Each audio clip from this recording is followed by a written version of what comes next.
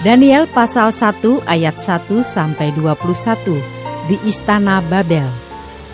Pada tahun yang ketiga pemerintahan Yoyakim Raja Yehuda, datanglah Nebukadnezar Raja Babel ke Yerusalem lalu mengepung kota itu. Tuhan menyerahkan Yoyakim Raja Yehuda dan sebagian dari perkakas-perkakas di rumah Allah ke dalam tangannya. Semuanya itu dibawanya ke tanah Sinear, ke dalam rumah dewanya. Perkakas-perkakas itu dibawanya ke dalam perbendaharaan dewanya. Lalu raja bertitah kepada Aspenas, kepala istananya, untuk membawa beberapa orang Israel yang berasal dari keturunan raja dan dari kaum bangsawan, yakni orang-orang muda yang tidak ada sesuatu cela, yang berperawakan baik, yang memahami berbagai-bagai hikmat, berpengetahuan banyak, dan yang mempunyai pengertian tentang ilmu, yakni orang-orang yang cakap untuk bekerja dalam istana raja, supaya mereka diajarkan tulisan dan bahasa orang Kasdim. Dan raja menetapkan bagi mereka pelabur setiap hari dari santapan raja dan dari anggur yang biasa diminumnya. Mereka harus dididik selama 3 tahun, dan sesudah itu mereka harus bekerja pada raja. Di antara mereka itu ada juga beberapa orang Yehuda, yakni Daniel, Hananya, Misael, dan Asaria. Pemimpin pegawai istana itu memberi nama lain kepada mereka. Daniel dinamainya Betsasar, Hananya dinamainya Sadrah, Misael dinamainya Mesah, dan Asaria dinamainya Abednego. Daniel berketetapan untuk tidak menajiskan dirinya dengan santapan raja dan dengan anggur yang biasa diminum raja. Dimintanyalah kepada pemimpin pegawai istana itu supaya ia tak usah menajiskan dirinya. Maka Allah mengaruniakan kepada Daniel kasih dan sayang dari pemimpin pegawai istana itu. Tetapi berkatalah pemimpin pegawai istana itu kepada Daniel, "Aku takut kalau tuanku raja yang telah menetapkan makanan dan minumanmu berpendapat bahwa kamu kelihatan kurang sehat daripada orang-orang muda lain yang sebaya dengan kamu, sehingga karena kamu aku dianggap bersalah oleh raja." Kemudian berkatalah Daniel kepada penjenang yang telah diangkat oleh pemimpin pegawai istana untuk mengawasi Daniel, Hananya, Misael, dan Asaria, "Adakanlah percobaan dengan hamba-hambamu ini selama 10 hari, dan biarlah kami diberikan sayur untuk dimakan dan air untuk diminum. Sesudah itu, bandingkanlah perawakan kami dengan perawakan orang-orang muda yang makan dari santapan raja. Kemudian perlakukanlah hamba-hambamu ini sesuai dengan pendapatmu." Didengarkannyalah permintaan mereka itu. Lalu diadakanlah percobaan dengan mereka selama 10 hari. Setelah lewat 10 hari, ternyata perawakan mereka lebih baik dan mereka kelihatan lebih gemuk daripada semua orang muda yang telah makan dari santapan raja. Kemudian penjenang itu selalu mengambil makanan mereka dan anggur yang harus mereka minum, lalu memberikan sayur kepada mereka. Kepada keempat orang muda itu Allah memberikan pengetahuan dan kepandaian tentang berbagai-bagai tulisan dan hikmat. Sedang Daniel juga mempunyai pengertian tentang berbagai-bagai penglihatan dan mimpi. Setelah lewat waktu yang ditetapkan raja bahwa mereka sekalian harus dibawa menghadap, maka dibawalah mereka oleh pemimpin pegawai istana itu ke hadapan Nebukadnezar. Raja bercakap-cakap dengan mereka, dan di antara mereka sekalian itu tidak didapati yang setara dengan Daniel, Hananya, Misael, dan Asaria. Maka bekerjalah mereka itu pada raja. Dalam tiap-tiap hal yang memerlukan kebijaksanaan dan pengertian yang ditanyakan raja kepada mereka, didapatinya bahwa mereka 10 kali lebih cerdas daripada semua orang berilmu dan semua ahli jampi di seluruh kerajaannya. Daniel ada di sana sampai tahun pertama pemerintahan Kores.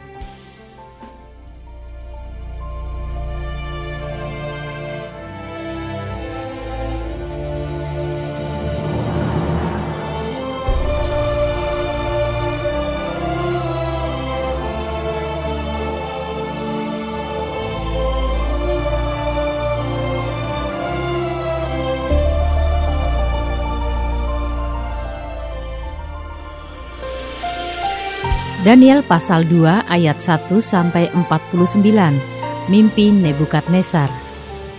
Pada tahun yang kedua pemerintahan Nebukadnezar, bermimpilah Nebukadnezar. Karena itu hatinya gelisah dan ia tidak dapat tidur.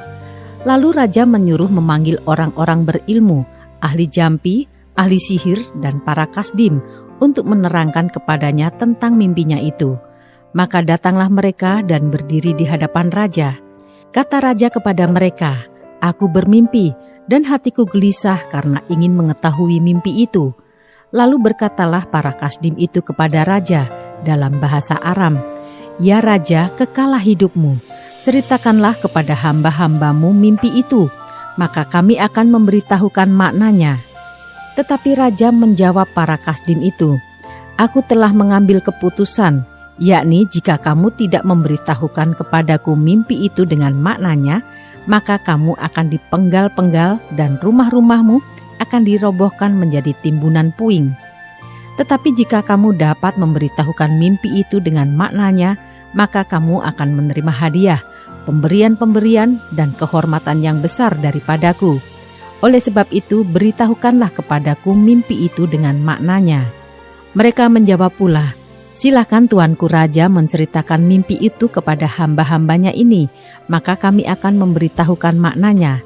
Jawab raja, "Aku tahu benar-benar bahwa kamu mencoba mengulur-ulur waktu, karena kamu melihat bahwa aku telah mengambil keputusan, yakni jika kamu tidak dapat memberitahukan kepadaku mimpi itu, maka kamu akan kena hukuman yang sama.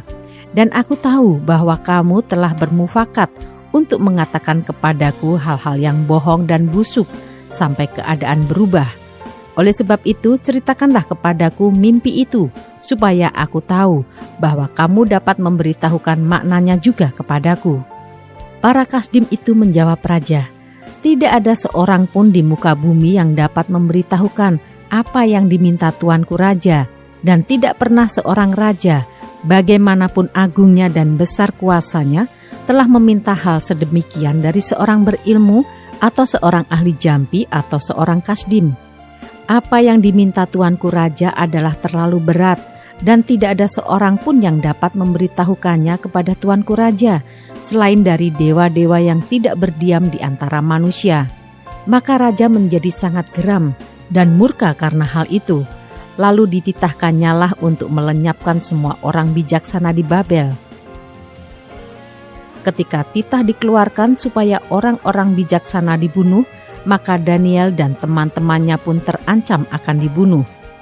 Lalu berkatalah Daniel dengan cerdik dan bijaksana kepada Arioh, pemimpin pengawal raja yang telah pergi untuk membunuh orang-orang bijaksana di Babel itu. Katanya kepada Arioh, pembesar raja itu, "Mengapa titah yang begitu keras ini dikeluarkan oleh raja?" Lalu Arioh memberitahukan hal itu kepada Daniel.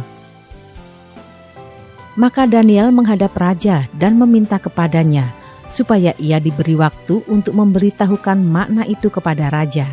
Kemudian pulanglah Daniel dan memberitahukan hal itu kepada Hananya, Misael, dan Asaria teman-temannya, dengan maksud supaya mereka memohon kasih sayang kepada Allah semesta langit mengenai rahasia itu, supaya Daniel dan teman-temannya jangan dilenyapkan bersama-sama orang-orang bijaksana yang lain di Babel.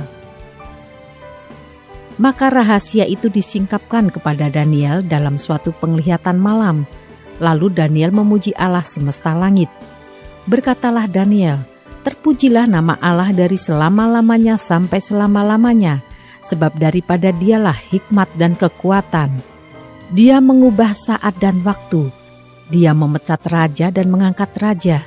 Dia memberi hikmat kepada orang bijaksana dan pengetahuan kepada orang yang berpengertian. Dialah yang menyingkapkan hal-hal yang tidak terduga dan yang tersembunyi. Dia tahu apa yang ada di dalam gelap dan terang ada padanya. Ya Allah nenek moyangku, kupuji dan kumuliakan Engkau, sebab Engkau mengaruniakan kepadaku hikmat dan kekuatan, dan telah memberitahukan kepadaku sekarang apa yang kami mohon kepadamu. Engkau telah memberitahukan kepada kami hal yang dipersoalkan raja." Sebab itu pergilah Daniel kepada Arioh yang telah ditugaskan raja untuk melenyapkan orang-orang bijaksana di Babel. Maka pergilah ia, serta berkata kepadanya, demikian, orang-orang bijaksana di Babel itu jangan kau lenyapkan.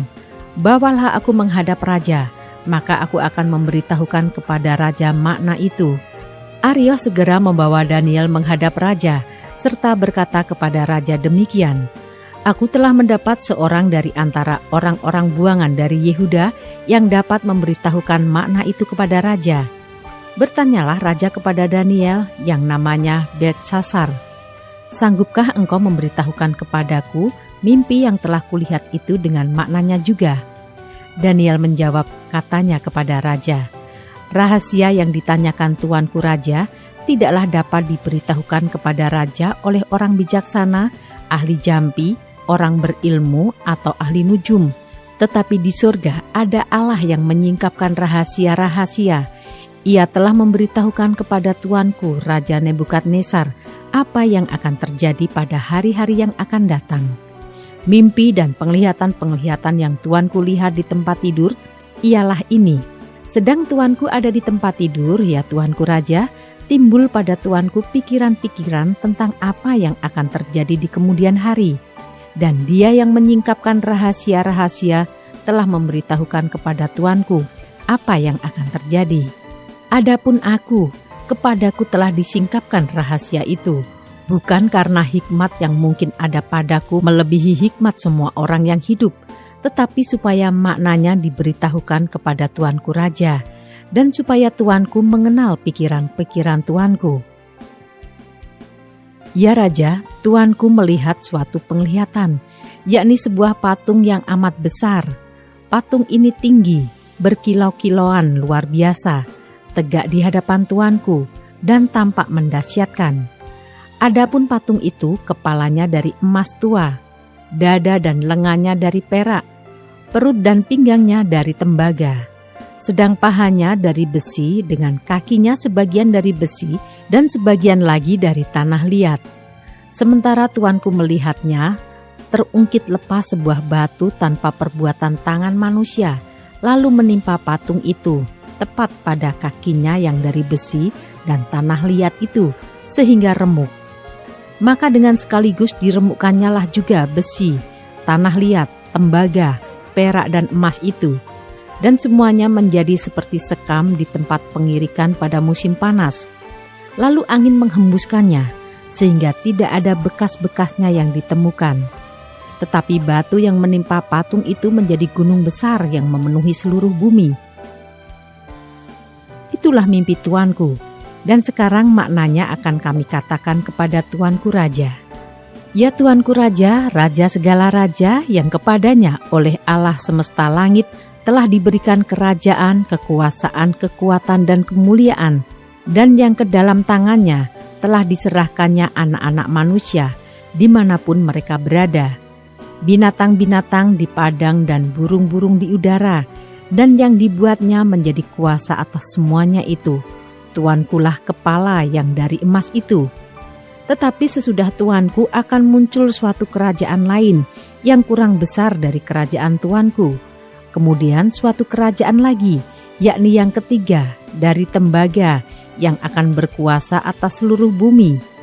Sesudah itu akan ada suatu kerajaan yang keempat yang keras seperti besi, tepat seperti besi yang meremukkan dan menghancurkan segala sesuatu, dan seperti besi yang menghancur luluhkan, maka kerajaan ini akan meremukkan dan menghancur luluhkan semuanya. Dan seperti tuanku lihat, kaki dan jari-jarinya sebagian dari tanah liat tukang periuk, dan sebagian lagi dari besi. Itu berarti bahwa kerajaan itu terbagi. Memang kerajaan itu juga keras seperti besi, sesuai dengan yang tuanku lihat, besi itu bercampur dengan tanah liat. Tetapi sebagaimana jari-jari kaki itu, sebagian dari besi dan sebagian lagi dari tanah liat, demikianlah kerajaan itu akan menjadi keras sebagian dan rapuh sebagian. Seperti tuanku lihat, besi bercampur dengan tanah liat. Itu berarti mereka akan bercampur oleh perkawinan, tetapi tidak akan merupakan satu kesatuan, seperti besi tidak dapat bercampur dengan tanah liat. Tetapi pada zaman raja-raja, Allah semesta langit akan mendirikan suatu kerajaan yang tidak akan binasa sampai selama-lamanya, dan kekuasaan tidak akan beralih lagi kepada bangsa lain. Kerajaan itu akan meremukkan segala kerajaan dan menghabisinya, tetapi kerajaan itu sendiri akan tetap untuk selama-lamanya. Tepat seperti yang Tuanku lihat, bahwa tanpa perbuatan tangan manusia, sebuah batu terungkit lepas dari gunung dan meremukkan besi, tembaga, tanah liat, perak dan emas itu. Allah yang Maha Besar telah memberitahukan kepada Tuanku Raja apa yang akan terjadi di kemudian hari. Mimpi itu adalah benar dan maknanya dapat dipercayai. Lalu sujudlah Raja Nebukadnezar serta menyembah Daniel. Juga dititahkannya mempersembahkan korban dan bau-bauan kepadanya. Berkatalah Raja kepada Daniel, "Sesungguhnya lah Allahmu itu Allah yang mengatasi segala Allah dan yang berkuasa atas segala raja dan yang menyingkapkan rahasia-rahasia, sebab engkau telah dapat menyingkapkan rahasia itu." Lalu Raja memuliakan Daniel, dianugerahinya lah dengan banyak pemberian yang besar, dan dibuatnya dia menjadi penguasa atas seluruh wilayah Babel dan menjadi kepala semua orang bijaksana di Babel. Atas permintaan Daniel, Raja menyerahkan pemerintahan wilayah Babel itu kepada Sadrah, Mesah, dan Abednego, sedang Daniel sendiri tinggal di istana raja.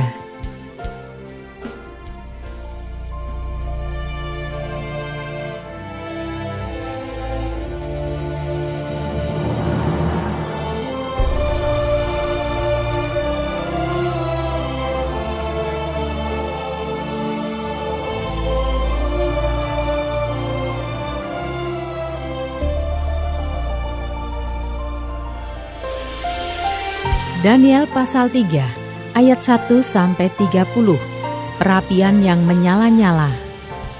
Raja Nebukadnezar membuat sebuah patung emas yang tingginya 60 hasta dan lebarnya 6 hasta yang didirikannya di dataran Dura di wilayah Babel. Lalu Raja Nebukadnezar menyuruh orang mengumpulkan para wakil raja, para penguasa, para bupati, para penasihat negara, para bendahara, para hakim, para ahli hukum, dan semua kepala daerah untuk menghadiri pentahbisan patung yang telah didirikannya itu.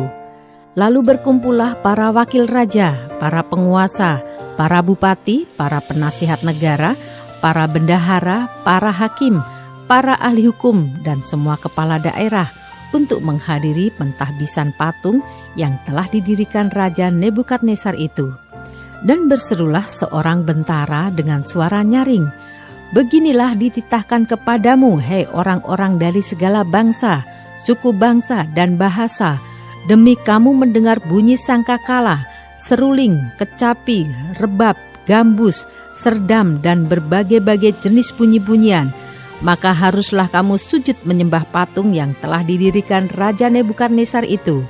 Siapa yang tidak sujud menyembah akan dicampakkan seketika itu juga ke dalam perapian yang menyala-nyala. Sebab itu demi segala bangsa mendengar bunyi sangkakala, seruling, kecapi, rebab, gambus, dan berbagai-bagai jenis bunyi-bunyian, maka sujudlah orang-orang dari segala bangsa, suku bangsa dan bahasa, dan menyembah patung emas yang telah didirikan Raja Nebukadnezar itu." Pada waktu itu juga tampillah beberapa orang Kasdim menuduh orang Yahudi. Berkatalah mereka kepada Raja Nebukadnezar, "Ya Raja, kekalah hidup tuanku.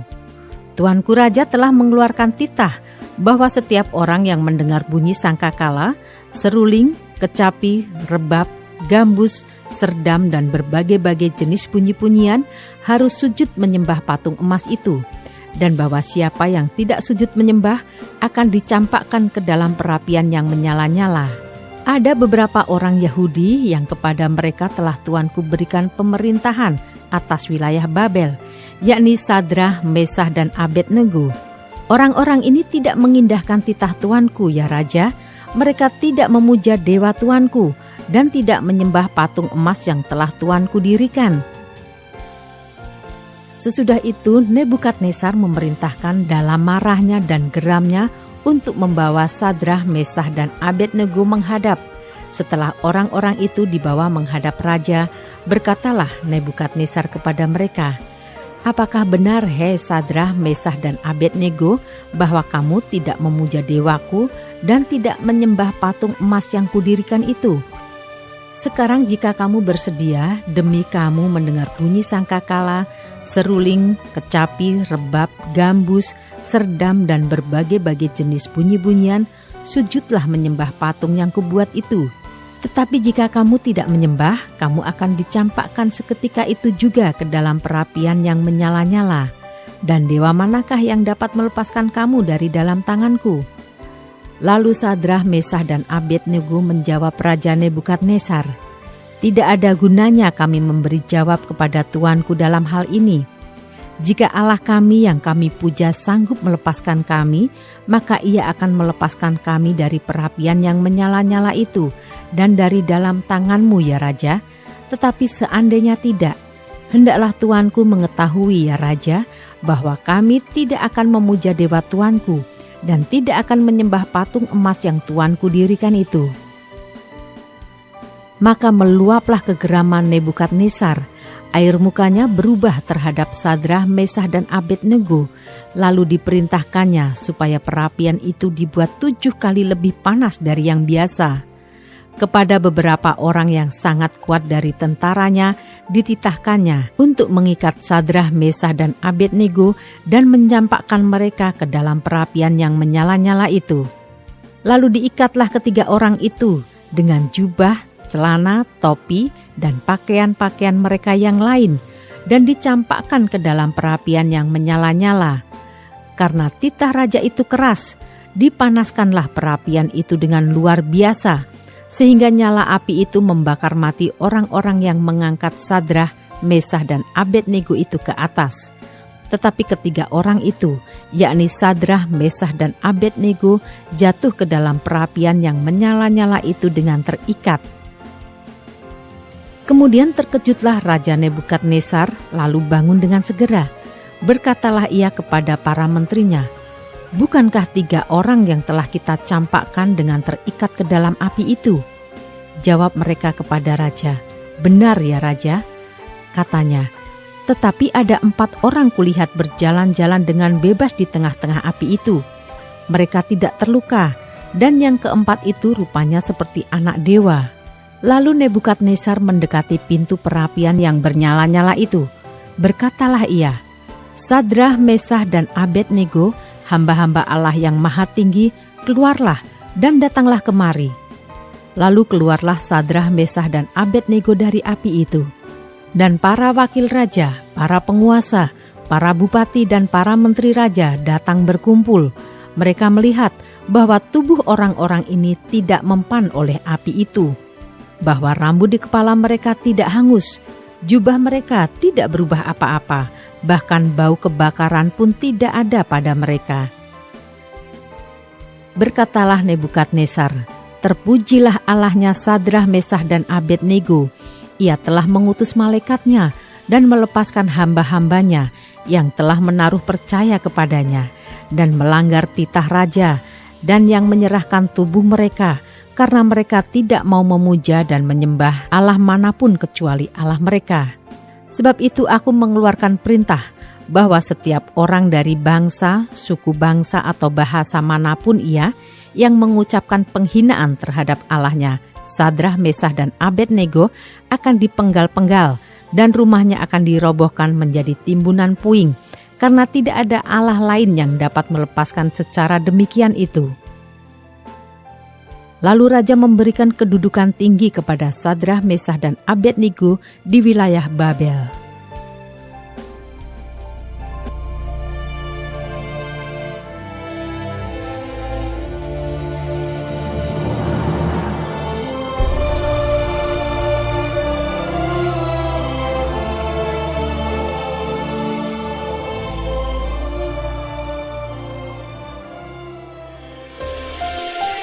Daniel pasal 4 ayat 1-37.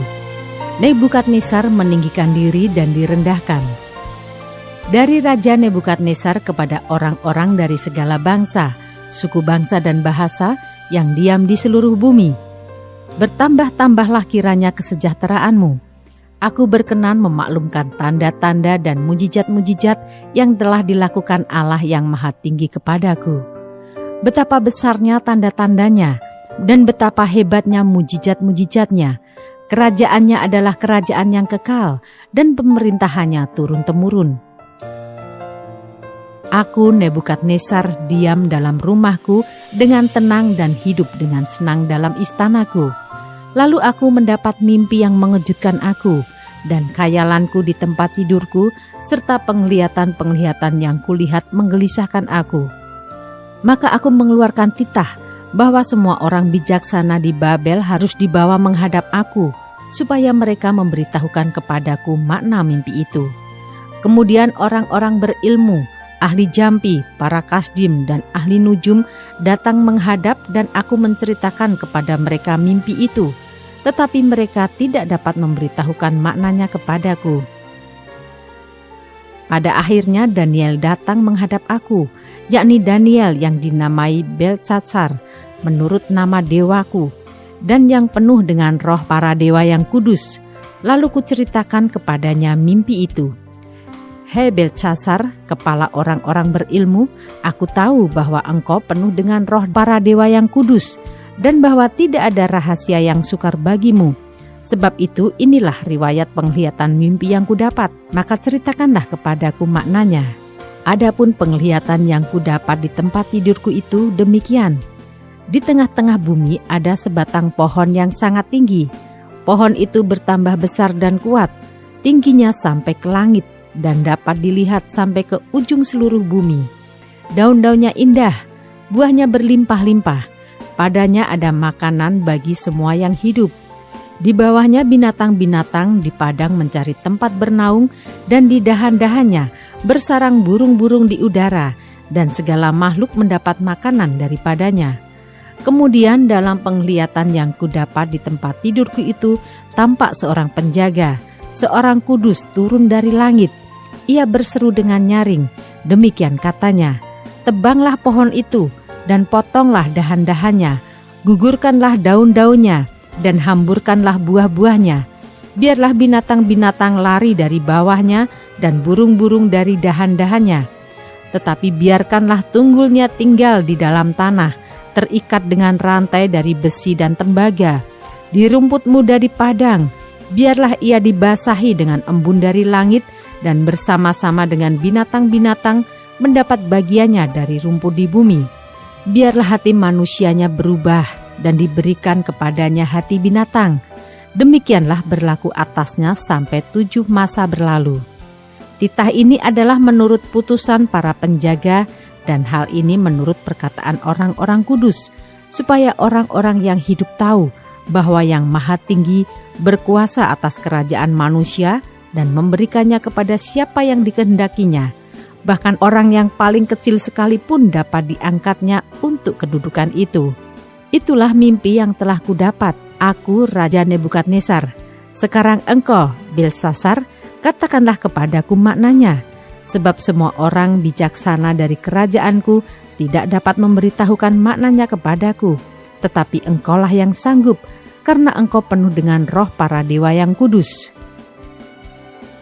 Lalu berdirilah Daniel yang namanya Beltshazzar, tercengang beberapa saat. Pikiran-pikirannya menggelisahkan dia. Berkatalah raja, "Beltshazzar, janganlah mimpi dan maknanya itu menggelisahkan engkau." Beltshazzar menjawab, "Tuanku, biarlah mimpi itu tertimpa atas musuh tuanku, dan maknanya atas seteru tuanku. Pohon yang tuanku lihat itu, yang bertambah besar dan kuat, yang tingginya sampai ke langit, dan yang terlihat sampai ke seluruh bumi, yang daun-daunnya indah dan buahnya berlimpah-limpah, dan padanya ada makanan bagi semua yang hidup, yang di bawahnya ada binatang-binatang di padang, dan di dahan-dahannya bersarang burung-burung di udara. Tuankulah itu, ya Raja, Tuanku yang telah bertambah besar dan kuat, yang kebesarannya bertambah sampai ke langit, dan yang kekuasaannya sampai ke ujung bumi.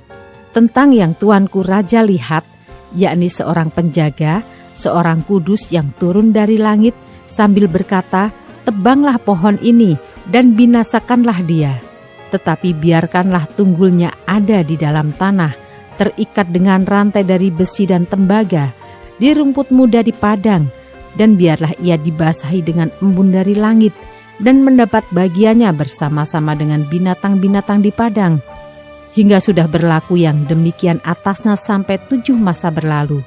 Inilah maknanya, ya Raja, dan inilah putusan yang maha tinggi mengenai Tuanku Raja. Tuanku akan dihalau dari antara manusia, dan tempat tinggal Tuanku akan ada di antara binatang-binatang di padang.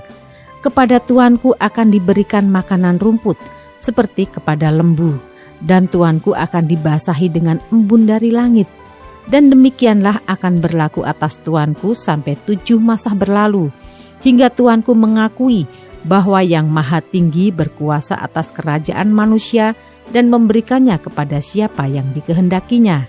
Yang dikatakan tentang membiarkan tunggul pohon itu, berarti kerajaan Tuanku akan kembali Tuanku pegang segera sesudah Tuanku mengakui bahwa surgalah yang mempunyai kekuasaan.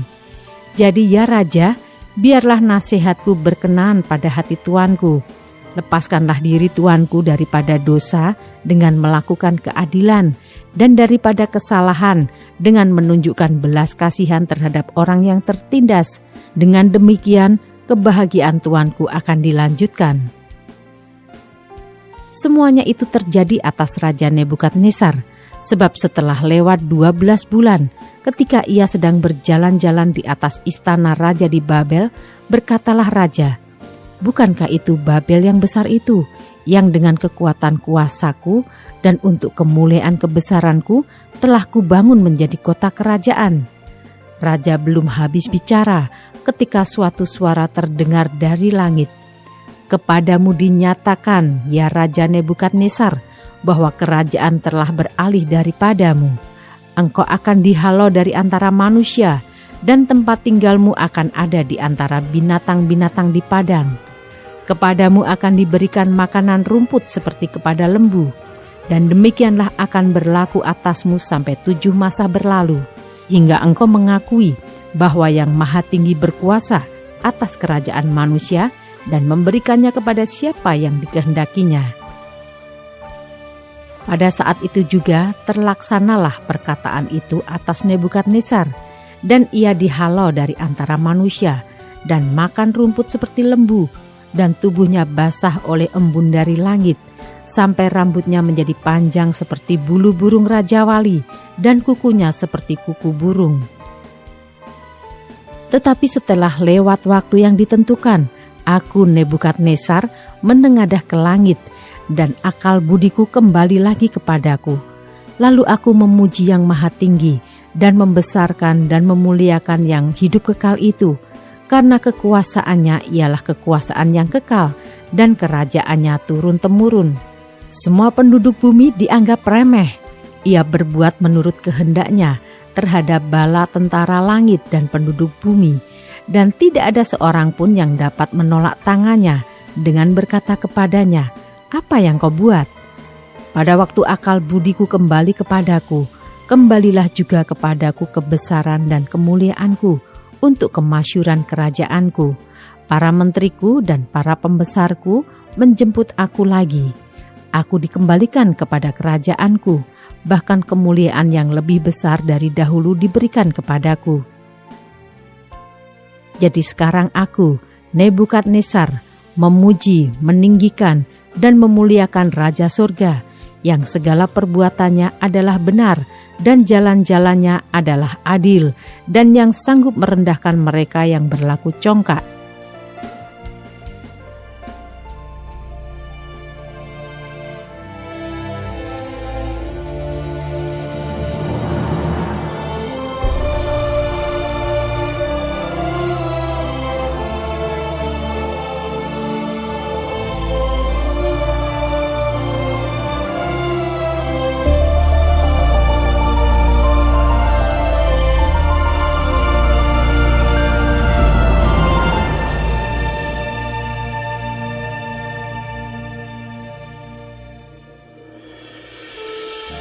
Daniel pasal 5 ayat 1-30. tulisan di dinding. Raja Belsyazar mengadakan perjamuan yang besar untuk para pembesarnya, 1.000 orang jumlahnya, dan di hadapan 1.000 orang itu ia minum anggur.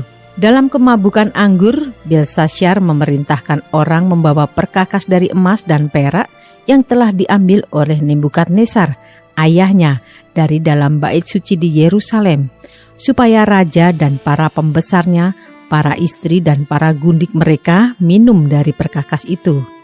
Kemudian dibawalah perkakas dari emas dan perak itu yang diambil dari dalam bait suci, rumah Allah di Yerusalem.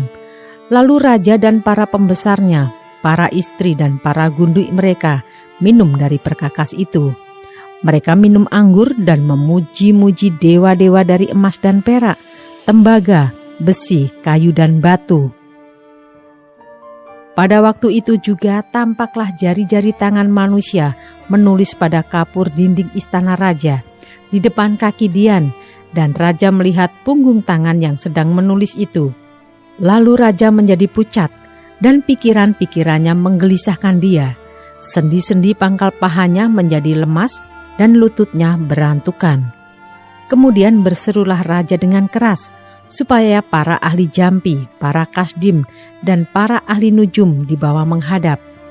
Berkatalah raja kepada para orang bijaksana di Babel itu, "Setiap orang yang dapat membaca tulisan ini dan dapat memberitahukan maknanya kepadaku, kepadanya akan dikenakan pakaian dari kain ungu dan lehernya akan dikalungkan rantai emas, dan di dalam kerajaanku ia akan mempunyai kekuasaan sebagai orang ketiga." Tetapi semua orang bijaksana dari raja yang telah datang menghadap tidak sanggup membaca tulisan itu dan tidak sanggup memberitahukan maknanya kepada raja. Sesudah itu sangatlah cemas hati Raja Belsyazar, dan ia menjadi pucat. Juga para pembesarnya terperanjat. Karena perkataan raja dan para pembesarnya itu, masuklah permaisuri ke dalam ruang perjamuan. Berkatalah ia, "Ya raja, kekallah hidup tuanku. Janganlah pikiran-pikiran tuanku menggelisahkan tuanku, dan janganlah menjadi pucat. Sebab dalam kerajaan tuanku ada seorang yang penuh dengan roh para dewa yang kudus. Dalam zaman ayah tuanku ada terdapat pada orang itu kecerahan, akal budi, dan hikmat yang seperti hikmat para dewa. Ia telah diangkat oleh Raja Nebukadnezar, ayah tuanku, menjadi kepala orang-orang berilmu, para ahli jampi, para kasdim, dan para ahli nujum. Karena pada orang itu terdapat roh yang luar biasa, dan pengetahuan dan akal budi, sehingga dapat menerangkan mimpi, menyingkapkan hal-hal yang tersembunyi, dan menguraikan kekusutan, yakni pada Daniel yang dinamai Belsyazar oleh raja. Baiklah, sekarang Daniel dipanggil dan ia akan memberitahukan maknanya. Lalu dibawalah Daniel menghadap raja. Bertanyalah raja kepada Daniel, "Engkaukah Daniel itu, salah seorang buangan yang telah diangkut oleh raja, ayahku dari tanah Yehuda? Telah kudengar tentang engkau, bahwa engkau penuh dengan roh para dewa, dan bahwa padamu terdapat kecerahan, akal budi, dan hikmat yang luar biasa. Kepadaku telah dibawa orang-orang bijaksana, para ahli jampi, supaya mereka membaca tulisan ini dan memberitahukan maknanya kepadaku. Tetapi mereka tidak sanggup mengatakan makna perkataan itu. Tetapi telah kudengar tentang engkau, bahwa engkau dapat memberikan makna dan dapat menguraikan kekusutan. Oleh sebab itu, jika engkau dapat membaca tulisan itu dan dapat memberitahukan maknanya kepadaku, maka kepadamu akan dikenakan pakaian dari kain ungu, dan pada lehermu akan dikalungkan rantai emas. Dan dalam kerajaan ini, engkau akan mempunyai kekuasaan sebagai orang ketiga." Kemudian Daniel menjawab raja, "Tahanlah hadiah tuanku, berikanlah pemberian tuanku kepada orang lain. Namun demikian, aku akan membaca tulisan itu bagi raja dan memberitahukan maknanya kepada tuanku. Ya tuanku raja, Allah yang maha tinggi telah memberikan kekuasaan sebagai raja, kebesaran, kemuliaan dan keluhuran kepada Nebukadnezar, ayah tuanku. dan oleh karena kebesaran yang telah diberikannya kepadanya itu, maka takut dan gentarlah terhadap dia orang-orang dari segala bangsa, suku bangsa dan bahasa. Dibunuhnya siapa yang dikehendakinya, dan dibiarkannya hidup siapa yang dikehendakinya. Ditinggikannya siapa yang dikehendakinya, dan direndahkannya siapa yang dikehendakinya. Tetapi ketika ia menjadi tinggi hati dan keras kepala, sehingga berlaku terlalu angkuh, maka ia dijatuhkan dari tahta kerajaannya, dan kemuliaannya diambil daripadanya. Ia dihalau dari antara manusia, dan hatinya menjadi sama seperti hati binatang, dan tempat tinggalnya ada di antara keledai hutan. Kepadanya diberikan makanan rumput seperti kepada lembu, dan tubuhnya basah oleh embun dari langit, sampai ia mengakui bahwa Allah yang Maha Tinggi berkuasa atas kerajaan manusia dan mengangkat siapa yang dikehendakinya untuk kedudukan itu. Tetapi tuanku Belsyazar anaknya tidak merendahkan diri, walaupun tuanku mengetahui semuanya ini. Tuanku meninggikan diri terhadap yang berkuasa di sorga. Perkakas dari baitnya dibawa orang kepada tuanku. Lalu tuanku serta para pembesar tuanku, para istri dan para gundik tuanku telah minum anggur dari perkakas itu. Tuanku telah memuji-muji dewa-dewa dari perak dan emas, dari tembaga, besi, kayu dan batu, yang tidak dapat melihat atau mendengar atau mengetahui, dan tidak tuanku muliakan Allah yang menggenggam nafas tuanku dan menentukan segala jalan tuanku. Sebab itu ia menyuruh punggung tangan itu dan dituliskanlah tulisan ini. Maka inilah tulisan yang tertulis itu, Mene-mene tekel ufarsin. Dan inilah makna perkataan itu, Mene, masa pemerintahan tuanku dihitung oleh Allah dan telah diakhiri. Tekel, tuanku ditimbang dengan neraca dan didapati terlalu ringan. Peres, kerajaan tuanku dipecah dan diberikan kepada orang Media dan Persia. Lalu atas titah Belsyazar dikenakanlah kepada Daniel pakaian dari kain ungu, dan pada lehernya dikalungkan rantai emas, dan dimaklumkanlah tentang dia bahwa di dalam kerajaan ia akan mempunyai kekuasaan sebagai orang ketiga. Pada malam itu juga terbunuhlah Belsyazar, raja orang Kasdim itu.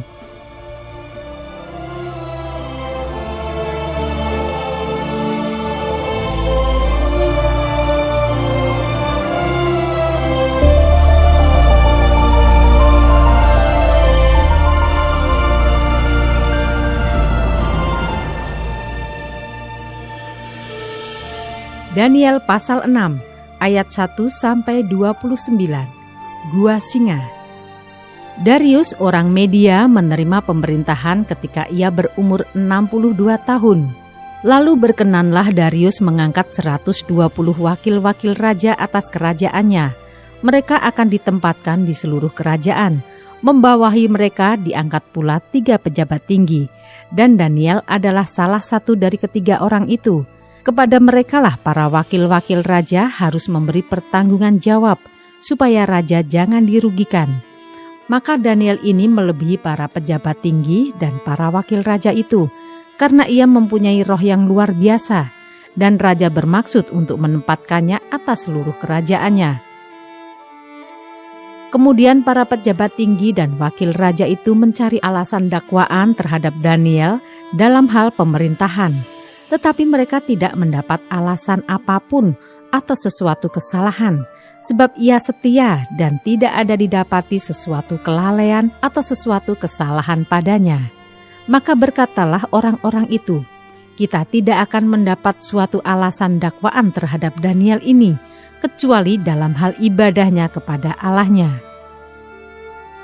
Kemudian bergegas-gegaslah para pejabat tinggi dan wakil raja itu menghadap raja serta berkata kepadanya, "Ya Raja Darius, kekallah hidup tuanku.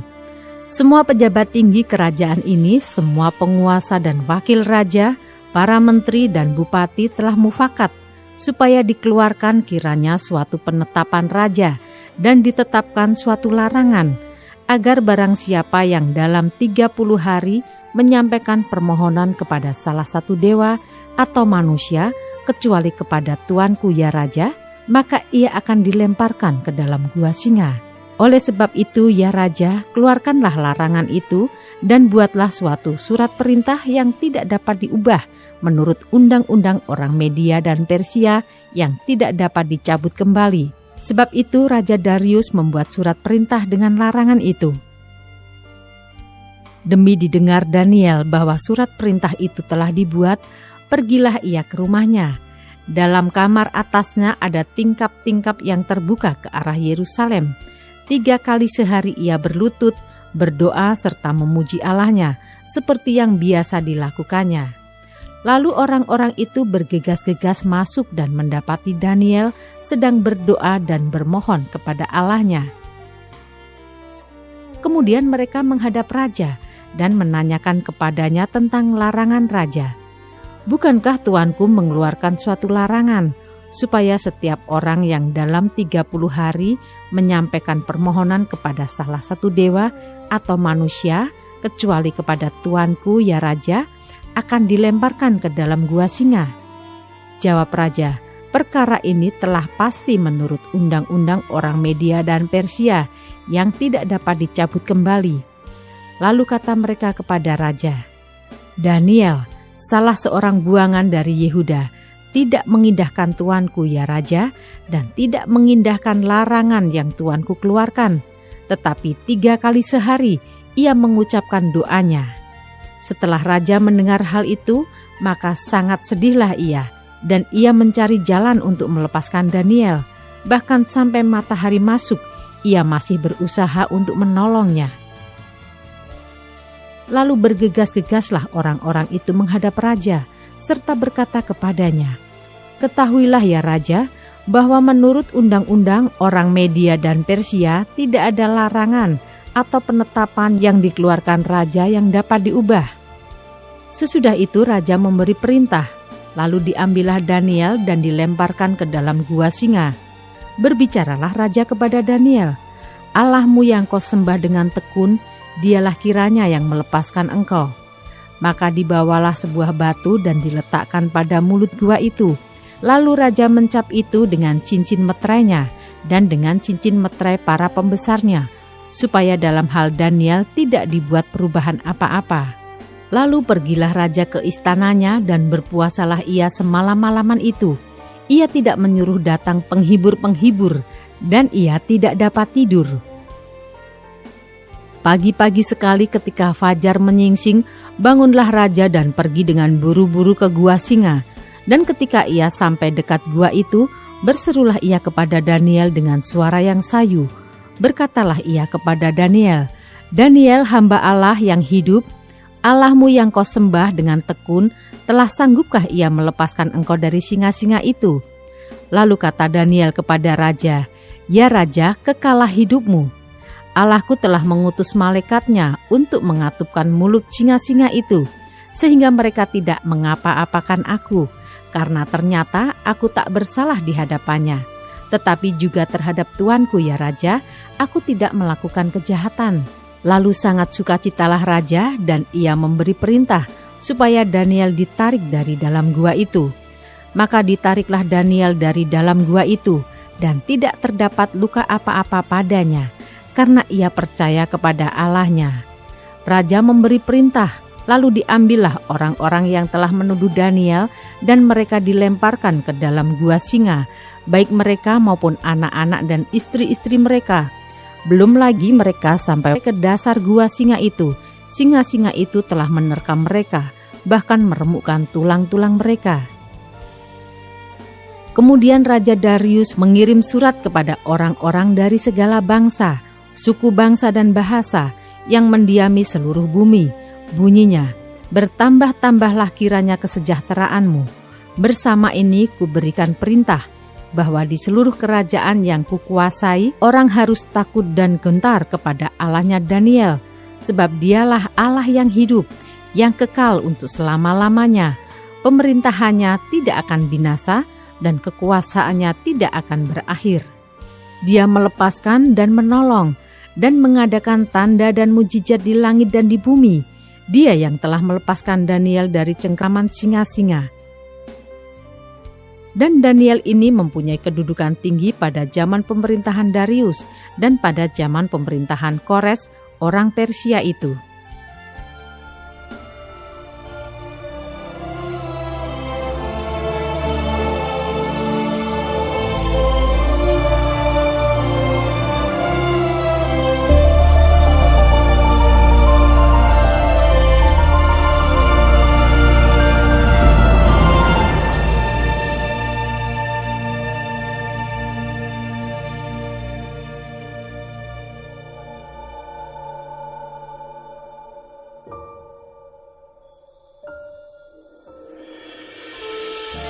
Daniel pasal 7 ayat 1 sampai 28.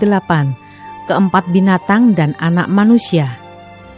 Pada tahun pertama pemerintahan Belsyazar, Raja Babel, bermimpilah Daniel dan mendapat penglihatan-penglihatan di tempat tidurnya. Lalu dituliskannya mimpi itu, dan inilah garis besarnya. Berkatalah Daniel, demikian, pada malam hari aku mendapat penglihatan, tampak keempat angin dari langit mengguncangkan laut besar, dan 4 binatang besar naik dari dalam laut, yang satu berbeda dengan yang lain. Yang pertama rupanya seperti seekor singa, dan mempunyai sayap burung Raja Wali. Aku terus melihatnya, sampai sayapnya tercabut, dan ia terangkat dari tanah, dan ditegakkan pada 2 kaki seperti manusia, dan kepadanya diberikan hati manusia. Dan tampak ada seekor binatang yang lain, yang kedua, rupanya seperti beruang. Ia berdiri pada sisinya yang sebelah, dan 3 tulang rusuk masih ada di dalam mulutnya di antara giginya. Dan demikianlah dikatakan kepadanya, ayo, makanlah daging banyak-banyak. Kemudian aku melihat, tampak seekor binatang yang lain, rupanya seperti macan tutul. Ada 4 sayap burung pada punggungnya. Lagi pula binatang itu berkepala 4, dan kepadanya diberikan kekuasaan. Kemudian aku melihat dalam penglihatan malam itu, tampak seekor binatang yang keempat, yang menakutkan dan mendahsyatkan, dan ia sangat kuat. Ia bergigi besar dari besi, ia melahap dan meremukkan, dan sisanya diinjak-injaknya dengan kakinya. Ia berbeda dengan segala binatang yang terdahulu. Lagi pula ia bertanduk 10. Sementara aku memperhatikan tanduk-tanduk itu, tampak tumbuh di antaranya suatu tanduk lain yang kecil, sehingga 3 dari tanduk-tanduk yang dahulu itu tercabut. Dan pada tanduk itu tampak ada mata, seperti mata manusia, dan mulut yang menyombong. Sementara aku terus melihat, tahta-tahta diletakkan, lalu duduklah yang lanjut usianya. Pakaiannya putih seperti salju dan rambutnya bersih seperti bulu domba. Kursinya dari nyala api, dengan roda-rodanya dari api yang berkobar-kobar. Suatu sungai api timbul dan mengalir dari hadapannya. 1000 kali beribu-ribu melayani dia, dan selaksa kali berlaksa-laksa berdiri di hadapannya. Lalu duduklah majelis pengadilan dan dibukalah kitab-kitab. Aku terus melihatnya, karena perkataan sombong yang diucapkan tanduk itu, aku terus melihatnya, sampai binatang itu dibunuh, tubuhnya dibinasakan, dan diserahkan ke dalam api yang membakar. Juga kekuasaan binatang-binatang yang lain dicabut, dan jangka hidup mereka ditentukan sampai pada waktu dan saatnya. Aku terus melihat dalam penglihatan malam itu, tampak datang dengan awan-awan dari langit seorang seperti anak manusia. Datanglah ia kepada yang lanjut usianya itu, dan ia dibawa ke hadapannya. Lalu diberikan kepadanya kekuasaan dan kemuliaan dan kekuasaan sebagai raja. Maka orang-orang dari segala bangsa, suku bangsa dan bahasa mengabdi kepadanya. Kekuasaannya ialah kekuasaan yang kekal, yang tidak akan lenyap, dan kerajaannya ialah kerajaan yang tidak akan musnah. Maka aku, Daniel, terharu karena hal itu, dan penglihatan-penglihatan yang kulihat itu menggelisahkan aku. Lalu kudekati salah seorang dari mereka yang berdiri di sana, dan kuminta penjelasan tentang semuanya itu. Maka berkatalah ia kepadaku, dan diberitahukannya kepadaku maknanya. Binatang-binatang besar yang 4 ekor itu ialah 4 raja yang akan muncul dari dalam bumi. Sesudah itu orang-orang kudus milik Yang Maha Tinggi akan menerima pemerintahan, dan mereka akan memegang pemerintahan itu sampai selama-lamanya, bahkan kekal selama-lamanya. Lalu aku ingin mendapat penjelasan tentang binatang yang keempat itu, yang berbeda dengan segala binatang yang lain, yang sangat menakutkan dengan gigi besinya dan kuku tembaganya, yang melahap dan meremukkan dan menginjak-injak sisanya dengan kakinya. Dan tentang ke-10 tanduk yang ada pada kepalanya, dan tentang tanduk yang lain, yakni tanduk yang mempunyai mata dan yang mempunyai mulut yang menyombong, yang tumbuh sehingga patahlah 3 tanduk, dan yang lebih besar rupanya dari tanduk-tanduk yang lain. Dan aku melihat tanduk itu berperang melawan orang-orang kudus dan mengalahkan mereka, sampai yang lanjut usianya itu datang, dan keadilan diberikan kepada orang-orang kudus milik Yang Maha Tinggi, dan waktunya datang orang-orang kudus itu memegang pemerintahan. Maka demikianlah katanya, binatang yang keempat itu ialah kerajaan yang keempat yang akan ada di bumi, yang akan berbeda dengan segala kerajaan, dan akan menelan seluruh bumi, menginjak-injaknya dan meremukkannya. Ke-10 tanduk itu ialah ke-10 raja yang muncul dari kerajaan itu. Sesudah mereka akan muncul seorang raja. Dia berbeda dengan raja-raja yang dahulu dan akan merendahkan 3 raja. Ia akan mengucapkan perkataan yang menentang Yang Maha Tinggi dan akan menganiaya orang-orang kudus milik Yang Maha Tinggi. Ia berusaha untuk mengubah waktu dan hukum, dan mereka akan diserahkan ke dalam tangannya selama 1 masa dan 2 masa dan setengah masa. Lalu majelis pengadilan akan duduk, dan kekuasaan akan dicabut daripadanya untuk dimusnahkan dan dihancurkan sampai lenyap. Maka pemerintahan, kekuasaan, dan kebesaran dari kerajaan-kerajaan di bawah semesta langit akan diberikan kepada orang-orang kudus, umat Yang Maha Tinggi. Pemerintahan mereka adalah pemerintahan yang kekal, dan segala kekuasaan akan mengabdi dan patuh kepada mereka. Sekianlah berita itu. Adapun aku, Daniel, pikiran-pikiranku sangat menggelisahkan aku, sehingga aku menjadi pucat, dan aku menyimpan hal itu dalam ingatanku.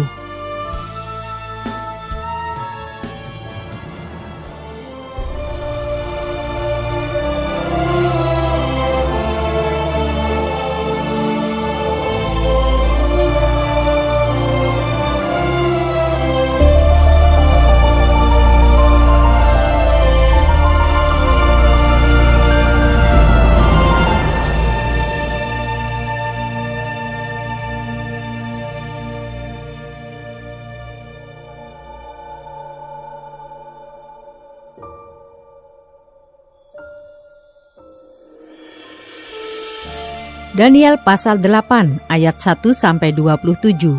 Domba jantan dan kambing jantan.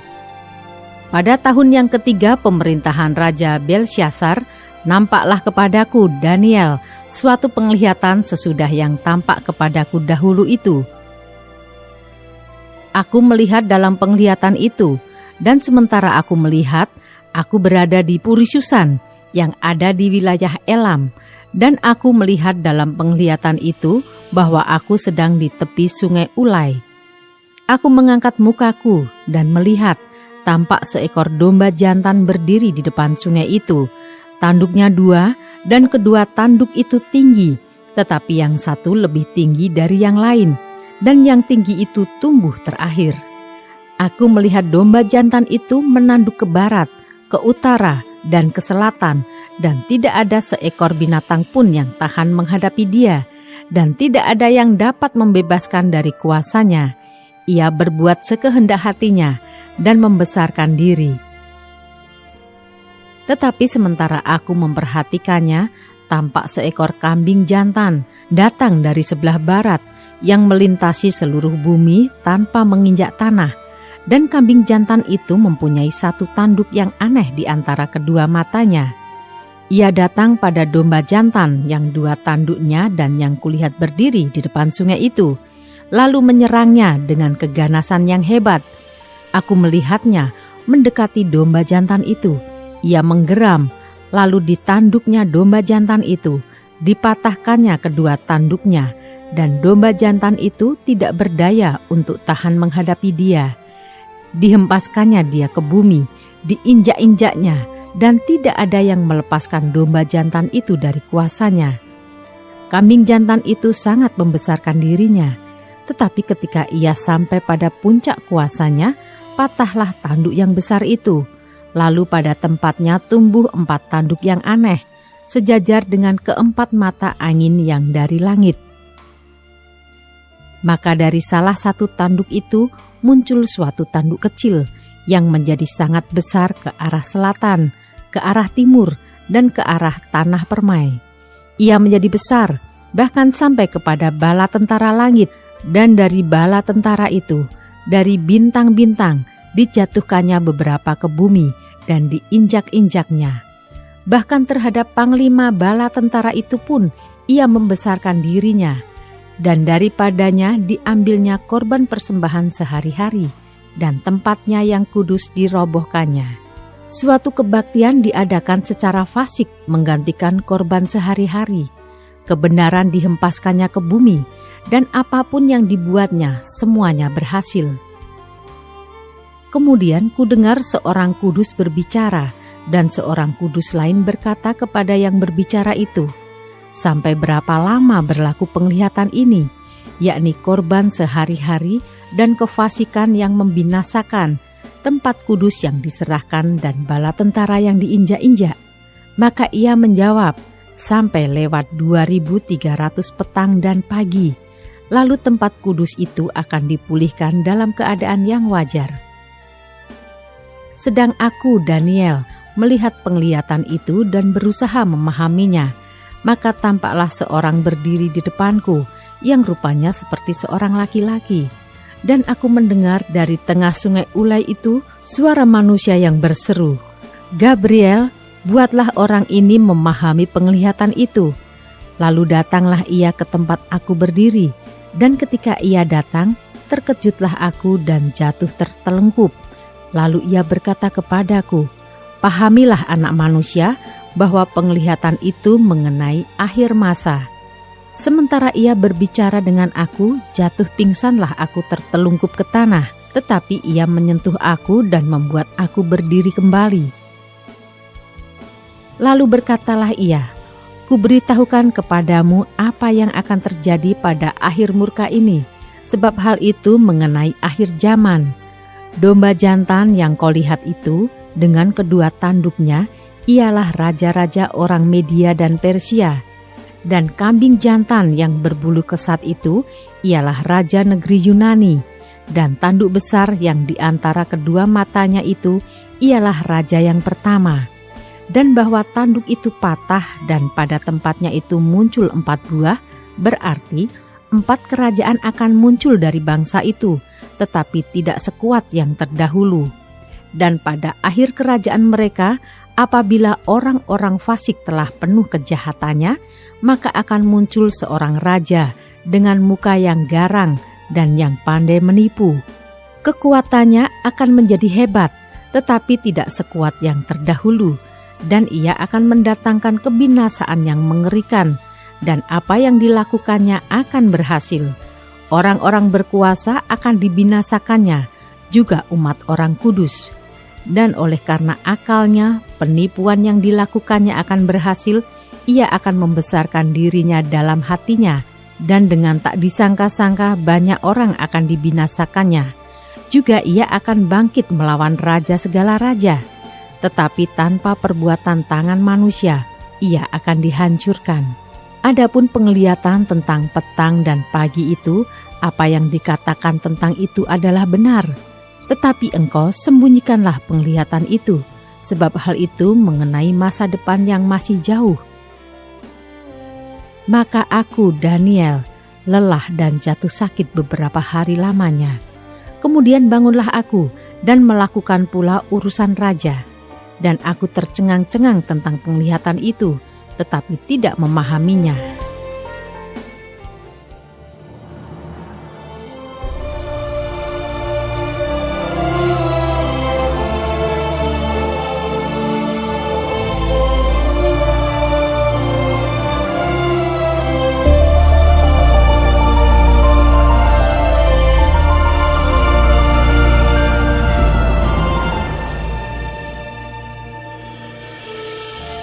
Daniel pasal 9 ayat 1-19. Doa Daniel. Pada tahun pertama pemerintahan Darius, anak Ahasiwiros dari keturunan orang Media, yang telah menjadi raja atas kerajaan orang Kasdim. Pada tahun pertama kerajaannya itu, aku Daniel memperhatikan dalam kumpulan kitab jumlah tahun yang menurut firman Tuhan kepada Nabi Yeremia akan berlaku atas timbunan puing Yerusalem, yakni 70 tahun. Lalu aku mengarahkan mukaku kepada Tuhan Allah untuk berdoa dan bermohon, sambil berpuasa dan mengenakan kain kabung serta abu. Maka aku memohon kepada Tuhan Allahku dan mengaku dosaku. Demikian, Tuhan Allah yang maha besar dan dahsyat, yang memegang perjanjian dan kasih setia terhadap mereka yang mengasihi Engkau, serta berpegang pada perintah-Mu, kami telah berbuat dosa dan salah. Kami telah berlaku fasik dan telah memberontak.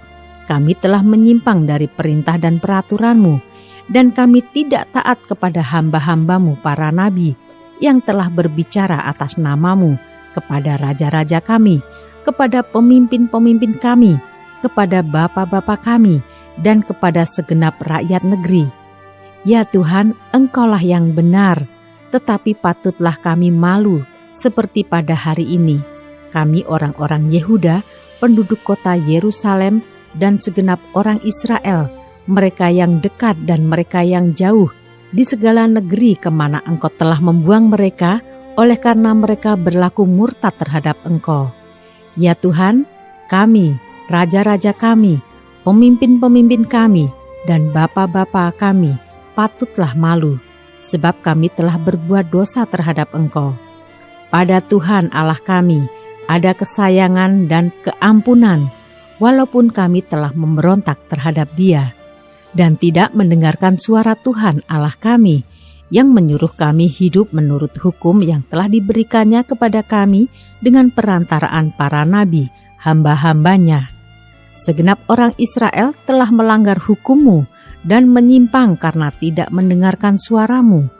Sebab itu telah dicurahkan ke atas kami kutuk dan sumpah yang tertulis dalam kitab Taurat Musa, hamba Allah itu, sebab kami telah berbuat dosa terhadap Dia. Dan telah ditetapkannya firman-Nya yang diucapkannya terhadap kami dan terhadap orang-orang yang telah memerintah kami, yakni bahwa akan didatangkannya kepada kami malapetaka yang besar yang belum pernah terjadi di bawah semesta langit seperti di Yerusalem. Seperti yang tertulis dalam kitab Taurat Musa, segala malapetaka ini telah menimpa kami, dan kami tidak memohon belas kasihan Tuhan Allah kami dengan berbalik dari segala kesalahan kami dan memperhatikan kebenaran yang daripada-Mu. Sebab itu Tuhan bersiap dengan malapetaka itu dan mendatangkannya kepada kami, karena Tuhan Allah kami adalah adil dalam segala perbuatan yang dilakukannya, tetapi kami tidak mendengarkan suara-Nya. Oleh sebab itu ya Tuhan Allah kami, yang telah membawa umat-Mu keluar dari tanah Mesir dengan tangan yang kuat dan memasyurkan nama-Mu, seperti pada hari ini kami telah berbuat dosa, kami telah berlaku fasik. Ya Tuhan, sesuai dengan belas kasihan-Mu, biarlah kiranya murka dan amarah-Mu berlalu dari Yerusalem, kota-Mu, gunung-Mu yang kudus, sebab oleh karena dosa kami dan oleh karena kesalahan nenek moyang kami, maka Yerusalem dan umat-Mu telah menjadi cela bagi semua orang yang di sekeliling kami. Oleh sebab itu, dengarkanlah ya Allah kami doa hamba-Mu ini dan permohonannya, dan sinarilah tempat kudus-Mu yang telah musnah ini dengan wajah-Mu demi Tuhan sendiri. Ya Allahku, arahkanlah telingamu dan dengarlah, bukalah matamu dan lihatlah kebinasaan kami dan kota yang disebut dengan nama-Mu. Sebab kami menyampaikan doa permohonan kami ke hadapan-Mu, bukan berdasarkan jasa-jasa kami, tetapi berdasarkan kasih sayang-Mu yang berlimpah-limpah. Ya Tuhan, dengarlah. Ya Tuhan, ampunilah. Ya Tuhan, perhatikanlah dan bertindaklah dengan tidak bertangguh, oleh karena Engkau sendiri, Allahku, sebab kotamu dan umatmu disebut dengan nama-Mu. Ayat 20-27, 70 kali 7 masa.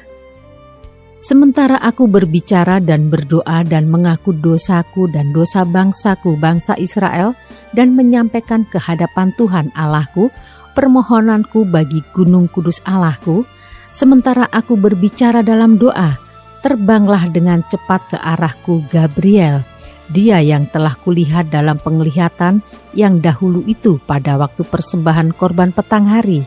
Lalu ia mengajari aku dan berbicara dengan aku, Daniel, sekarang aku datang untuk memberi akal budi kepadamu untuk mengerti. Ketika engkau mulai menyampaikan permohonan, keluarlah suatu firman, maka aku datang untuk memberitahukannya kepadamu, sebab engkau sangat dikasihi. Jadi camkanlah firman itu dan perhatikanlah penglihatan itu. 70 kali 7 masa telah ditetapkan atas bangsamu dan atas kotamu yang kudus, untuk melenyapkan kefasikan, untuk mengakhiri dosa, untuk menghapuskan kesalahan, untuk mendatangkan keadilan yang kekal, untuk menggenapkan penglihatan dan nabi, dan untuk mengurapi yang maha kudus. Maka ketahuilah dan pahamilah, dari saat firman itu keluar, yakni bahwa Yerusalem akan dipulihkan dan dibangun kembali, sampai pada kedatangan seorang yang diurapi, seorang raja, ada 7 kali 7 masa, dan 62 kali 7 masa lamanya, kota itu akan dibangun kembali dengan tanah lapang dan paritnya, tetapi di tengah-tengah kesulitan. Sesudah ke-62 kali 7 masa itu akan disingkirkan seorang yang telah diurapi, padahal tidak ada salahnya apa-apa. Maka datanglah rakyat, seorang raja memusnahkan kota dan tempat kudus itu, tetapi raja itu akan menemui ajalnya dalam air bah, dan sampai pada akhir zaman akan ada peperangan dan pemusnahan seperti yang telah ditetapkan. Raja itu akan membuat perjanjian itu menjadi berat bagi banyak orang selama 1 kali 7 masa. Pada pertengahan 7 masa itu, ia akan menghentikan korban sembelihan dan korban santapan, dan di atas sayap kekejian akan datang yang membinasakan, sampai pemusnahan yang telah ditetapkan menimpa yang membinasakan itu.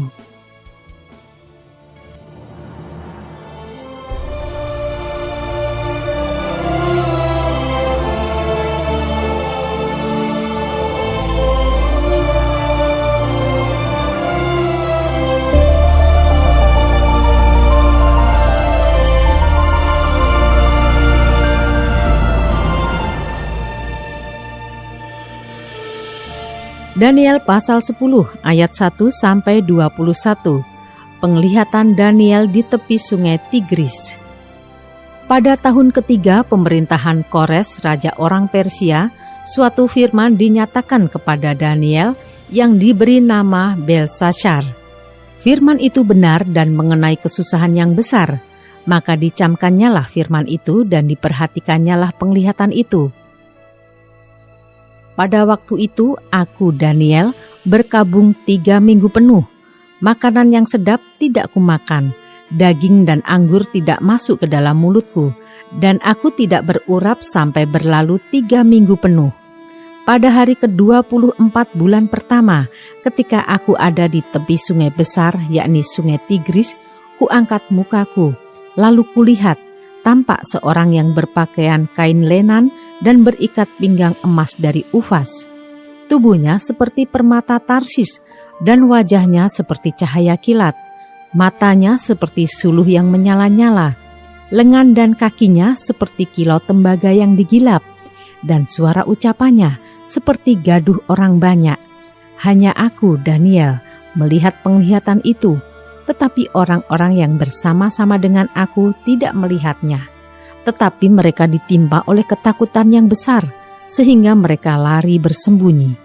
Demikianlah aku tinggal seorang diri. Ketika aku melihat penglihatan yang besar itu, hilanglah kekuatanku. Aku menjadi pucat sama sekali, dan tidak ada lagi kekuatan padaku. Lalu kudengar suara ucapannya, dan ketika aku mendengar suara ucapannya itu, jatuh pingsanlah aku tertelungkup dengan mukaku ke tanah. Tetapi ada suatu tangan menyentuh aku dan membuat aku bangun sambil bertumpu pada lutut dan tanganku. Katanya kepadaku, Daniel, engkau orang yang dikasihi, camkanlah firman yang kukatakan kepadamu, dan berdirilah pada kakimu, sebab sekarang aku diutus kepadamu. Ketika hal ini dikatakannya kepadaku, berdirilah aku dengan gemetar. Lalu katanya kepadaku, janganlah takut Daniel, sebab telah didengarkan perkataanmu sejak hari pertama. Engkau berniat untuk mendapat pengertian dan untuk merendahkan dirimu di hadapan Allahmu, dan aku datang oleh karena perkataanmu itu. Pemimpin kerajaan orang Persia berdiri 21 hari lamanya menentang aku, tetapi kemudian Mikael, salah seorang dari pemimpin-pemimpin terkemuka, datang menolong aku, dan aku meninggalkan dia di sana berhadapan dengan raja-raja orang Persia. Lalu aku datang untuk membuat engkau mengerti apa yang akan terjadi pada bangsamu pada hari-hari yang terakhir, sebab penglihatan ini juga mengenai hari-hari itu. Ketika dikatakannya hal ini kepadaku, kutundukkan mukaku ke tanah dan aku terkeluh. Tetapi sesuatu yang menyerupai manusia menyentuh bibirku, lalu kubuka mulutku dan mulai berbicara. Kataku kepada yang berdiri di depanku itu, Tuanku, oleh sebab penglihatan itu aku ditimpa kesakitan dan tidak ada lagi kekuatan padaku. Masakan aku, hamba tuanku ini dapat berbicara dengan tuanku? Bukankah tidak ada lagi kekuatan padaku dan tidak ada lagi nafas padaku? Lalu dia yang rupanya seperti manusia itu menyentuh aku pula dan memberikan aku kekuatan dan berkata, Hei engkau yang dikasihi, janganlah takut. Sejahteralah engkau, jadilah kuat. Ya, jadilah kuat. Sementara ia berbicara dengan aku merasa kuat lagi dan berkata, Berbicaralah kiranya Tuanku, sebab engkau telah memberikan aku kekuatan. Lalu katanya, Tahukah engkau mengapa aku datang kepadamu? Sebentar lagi aku kembali untuk berperang dengan pemimpin orang Persia, dan sesudah aku selesai dengan dia, maka pemimpin orang Yunani akan datang. Namun demikian, aku akan memberitahukan kepadamu apa yang tercantum dalam kitab kebenaran. Tidak ada satupun yang berdiri di pihakku dengan tetap hati melawan mereka, kecuali Mikael, pemimpinmu itu.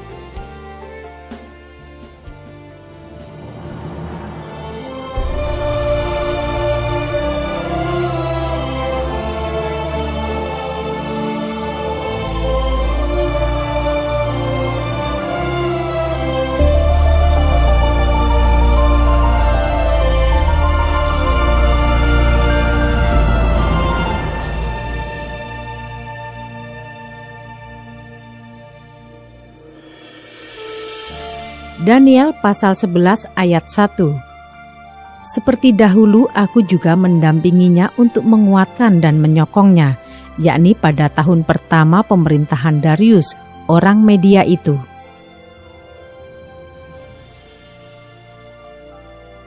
Ayat 2-45, Raja Negeri Utara dan Raja Negeri Selatan. Oleh sebab itu, aku akan memberitahukan kepadamu hal yang benar. Sesungguhnya 3 raja lagi akan muncul di negeri Persia, dan yang keempat akan mendapat kekayaan yang lebih besar dari mereka semua. Dan apabila ia telah menjadi kuat karena kekayaannya, ia akan berusaha sekuat-kuatnya untuk melawan kerajaan Yunani. Kemudian akan muncul seorang raja yang gagah perkasa, yang akan memerintah dengan kekuasaan yang besar dan akan berbuat sekehendaknya.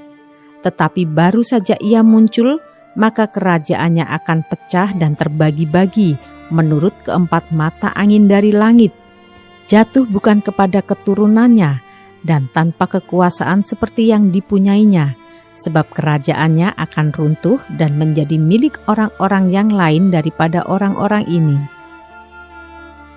Maka Raja Negeri Selatan akan menjadi kuat, tetapi salah seorang dari panglima-panglimanya akan menjadi lebih kuat daripadanya, dan orang ini memerintah, lalu kekuasaannya akan menjadi kekuasaan yang besar. Beberapa tahun kemudian keduanya akan bersekutu. Putri Raja Negeri Selatan akan datang kepada Raja Negeri Utara untuk mengadakan persetujuan, tetapi putri itu tidak berhasil. Juga keturunannya tidak dapat bertahan. Putri itu akan diserahkan. Demikian pula orang-orang yang mengantarnya, anak yang dilahirkannya dan orang yang mengawininya. Dan pada waktu itu akan tumbuh suatu tunas yang seakar dengan putri itu menggantikan orang itu. Dan orang ini akan bergerak maju melawan tentara Raja Negeri Utara dan memasuki kota bentengnya, dan ia akan bertindak terhadap mereka dan ia akan berkuasa. Bahkan dewa-dewa mereka dan patung-patung tuangan mereka dan barang-barang mereka yang berharga dari perak dan emas akan diangkutnya sebagai jarahan ke Mesir. Lalu beberapa tahun lamanya ia akan berhenti berperang melawan Raja Negeri Utara. Kemudian raja ini akan memasuki kerajaan Raja Negeri Selatan, tetapi kemudian pulang ke negerinya sendiri. Kemudian anak-anaknya akan bersiap untuk berperang dan akan mengerahkan sejumlah tentara yang besar. Lalu salah seorang dari mereka itu akan bergerak maju melawan dia, menggenangi dan meliputi semuanya seperti air bah. Dan pada serbuan yang kedua kalinya, ia akan sampai ke benteng musuhnya. Maka menggeramlah raja dari negeri selatan itu, lalu maju berperang melawan Raja Negeri Utara yang telah mengerahkan sejumlah tentara besar, dan tentara besar itu akan jatuh ke tangan musuhnya. Setelah tentara besar itu dihancurkannya, maka hatinya akan bermegah. Walaupun ia telah menewaskan berlaksa-laksa orang, ia tidak akan mempunyai kekuatan. Lalu untuk kedua kalinya, Raja Negeri Utara itu akan mengerahkan sejumlah tentara besar, lebih besar dari yang pertama, dan beberapa tahun kemudian, ia akan bergerak maju melawan dia dengan tentara yang besar dan dengan banyak perlengkapan perang. Pada waktu itu banyak orang akan bangkit melawan Raja Negeri Selatan. Juga orang-orang yang lalim dari bangsamu akan membesarkan diri, sehingga penglihatan itu menjadi kenyataan, tetapi mereka akan tergelincir. Maka Raja Negeri Utara itu akan datang, mendirikan kubu pengepungan dan merebut kota yang berbenteng, dan tentara Negeri Selatan tidak akan dapat bertahan, juga pasukan-pasukan pilihannya sekalipun, ya tidak ada kekuatan apapun yang dapat bertahan, sehingga raja yang menyerangnya akan berbuat sekehendak hati, dan tidak ada seorang pun yang dapat bertahan menghadapinya. Ia akan menduduki tanah permai, dan seluruhnya akan ada dalam kekuasaannya. Kemudian ia akan berusaha untuk menguasai seluruh kerajaan orang yang lain itu. Ia akan mengadakan persetujuan dengan dia, dan seorang putrinya diberikannya kepadanya untuk menghancurkan kerajaan itu. Tetapi maksudnya itu tidak akan berhasil dan tidak akan menguntungkannya. Lalu ia akan memalingkan mukanya ke tanah-tanah pesisir dan banyak yang direbutnya.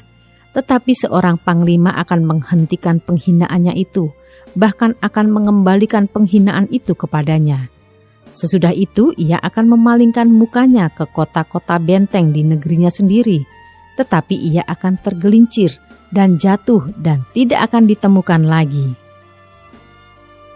Menggantikan dia akan muncul seorang yang menyuruh seorang pemungut pajak menjalani bagian yang terindah dari kerajaan itu. Tetapi beberapa hari kemudian ia akan dibinasakan, bukan oleh kemarahan atau oleh peperangan. Menggantikan dia akan muncul seorang yang hina, yang tidak memperoleh martabat raja, tetapi dengan tak disangka-sangka ia akan datang merebut kedudukan raja dengan perbuatan-perbuatan licin. Seluruh tentara yang datang melanda akan dihanyutkan di hadapannya dan dihancurkan, bahkan juga seorang raja perjanjian. Dan dari saat diadakan persekutuan dengan dia, ia akan berlaku curang dan ia akan maju serta menjadi berkuasa meskipun sedikit orang-orangnya. Dengan tak disangka-sangka, ia akan memasuki daerah-daerah yang paling subur dari negeri itu dan melakukan apa yang belum pernah dilakukan oleh para bapa dan nenek moyangnya, yakni menghamburkan rampasan dan jarahan dan harta di antara orang-orangnya. Juga terhadap tempat-tempat yang berbenteng, ia membuat siasat, tetapi hanya untuk sementara waktu. Kekuatan dan keberaniannya akan ditujukannya melawan Raja Negeri Selatan dengan memakai tentara yang besar. Dan walaupun Raja Negeri Selatan itu akan bersiap untuk berperang dengan tentara yang amat besar dan kuat, ia tidak akan dapat bertahan sebab akan diadakan siasat terhadap dia. Dan orang-orang yang makan dari santapannya akan meruntuhkannya. Tentaranya akan hanyut dan banyak orangnya yang tewas dibunuh. Dan kedua raja itu bermaksud jahat, dan sedang mereka duduk bersama-sama pada satu meja, mereka akan saling membohongi. Tetapi hal itu tidak akan berhasil, sebab akhir zaman itu belum mencapai waktu yang ditetapkan. Kemudian ia akan pulang ke negerinya dengan banyak harta, dan hatinya bermaksud menentang perjanjian kudus, dan itu dilakukannya lalu pulang ke negerinya. Pada waktu yang ditetapkan, ia akan memasuki pula negeri selatan, tetapi kali yang kedua ini tidak akan sama dengan yang pertama, karena akan datang kapal-kapal orang Kitim melawan dia, sehingga hilanglah keberaniannya. Lalu pulanglah ia dengan hati mendendam terhadap perjanjian kudus, dan ia akan bertindak. Setelah pulang kembali, ia akan menunjukkan perhatiannya kepada mereka yang meninggalkan perjanjian kudus. Tentaranya akan muncul, mereka akan menajiskan tempat kudus, benteng itu, menghapuskan korban sehari-hari, dan menegakkan kekejian yang membinasakan. Dan orang-orang yang berlaku fasik terhadap perjanjian akan dibujuknya sampai murtad dengan kata-kata licin. Tetapi umat yang mengenal Allahnya akan tetap kuat dan akan bertindak. Dan orang-orang bijaksana di antara umat itu akan membuat banyak orang mengerti. Tetapi untuk beberapa waktu lamanya mereka akan jatuh oleh karena pedang dan api, oleh karena ditawan dan dirampas. Sementara jatuh, mereka akan mendapat pertolongan sedikit, dan banyak orang akan menggabungkan diri kepada mereka secara berpura-pura. Sebagian dari orang-orang bijaksana itu akan jatuh, supaya dengan demikian diadakan pengujian, penyaringan, dan pemurnian di antara mereka, sampai pada akhir zaman, sebab akhir zaman itu belum mencapai waktu yang telah ditetapkan. Raja itu akan berbuat sekehendak hati, ia akan meninggikan dan membesarkan dirinya terhadap setiap Allah, juga terhadap Allah yang mengatasi segala Allah. Ia akan mengucapkan kata-kata yang tak senonoh sama sekali, dan ia akan beruntung sampai akhir murka itu, sebab apa yang telah ditetapkan akan terjadi. Juga para Allah nenek moyangnya tidak akan diindahkannya, baik pujaan orang-orang perempuan maupun Allah manapun juga tidak akan diindahkannya, sebab terhadap semuanya itu ia akan membesarkan diri. Tetapi sebagai ganti semuanya itu, ia akan menghormati dewa benteng-benteng. Dewa yang tidak dikenal oleh nenek moyangnya akan dihormatinya dengan membawa emas dan perak dan permata dan barang-barang yang berharga. Dan ia akan bertindak terhadap benteng-benteng yang diperkuat dengan pertolongan dewa asing itu. Siapa yang mengakui dewa ini akan dilimpahi kehormatan. Ia akan membuat mereka menjadi berkuasa atas banyak orang, dan kepada mereka akan dibagikannya tanah sebagai upah. Tetapi pada akhir zaman, Raja Negeri Selatan akan berperang dengan dia, dan Raja Negeri Utara itu akan menyerbunya dengan kereta dan orang-orang berkuda dan dengan banyak kapal, dan ia akan memasuki negeri-negeri dan menggenangi dan meliputi semuanya seperti air bah. Juga tanah permai akan dimasukinya, dan banyak orang akan jatuh, tetapi dari tangannya akan terluput tanah Edom, tanah Moab, dan bagian yang penting dari Bani Amon. Ia akan menjangkau negeri-negeri, dan negeri Mesir tidak akan terluput. Ia akan menguasai harta benda, emas dan perak, dan segala barang berharga negeri Mesir. Dan orang Libya serta orang Etiopia akan mengikuti dia. Tetapi kabar-kabar dari sebelah timur dan dari sebelah utara akan mengejutkan hatinya, sehingga ia akan keluar dengan kegeraman yang besar untuk memusnahkan dan membinasakan banyak orang. Ia akan mendirikan kemah kebesarannya di antara laut dan gunung permai yang kudus itu. Tetapi kemudian ia akan menemui ajalnya, dan tidak ada seorang pun yang menolongnya.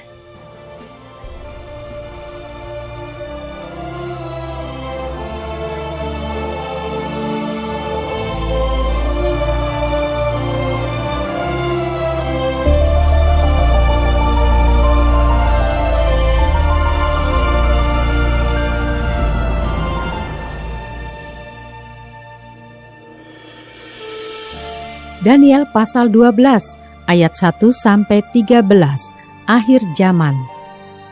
Pada waktu itu juga akan muncul Mikael, pemimpin besar itu, yang akan mendampingi anak-anak bangsamu, dan akan ada suatu waktu kesesakan yang besar, seperti yang belum pernah terjadi sejak ada bangsa-bangsa sampai pada waktu itu.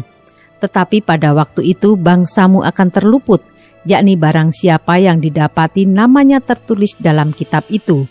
Dan banyak dari antara orang-orang yang telah tidur di dalam debu tanah akan bangun, sebagian untuk mendapat hidup yang kekal, sebagian untuk mengalami kehinaan dan kengerian yang kekal.